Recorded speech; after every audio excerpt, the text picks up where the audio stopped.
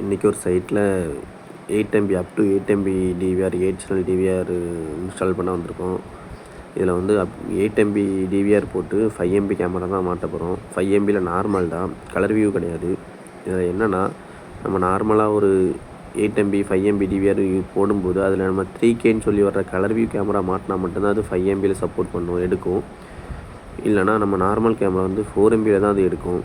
ஒரு 4 வருஷத்துக்கு முன்னாடி நீங்கள் கேமரா 5 MB டிவிஆர் போட்டு 5 MB கேமரா மாட்டியிருந்தாலும் அது 4 MBயில் தான் இப்போ ரன் ஆகிட்டுருக்கும்.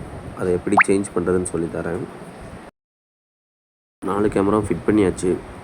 இப்போ வர எல்லா டிவிஆர்லேயுமே ஆப்ஷன்ஸ் இப்படி தான் இருக்கும். Live view, playback, search option, next செட்டிங்ஸ்னு இருக்கும். இப்போ வர எல்லா டிவிஆருக்கும் இப்படி தான்.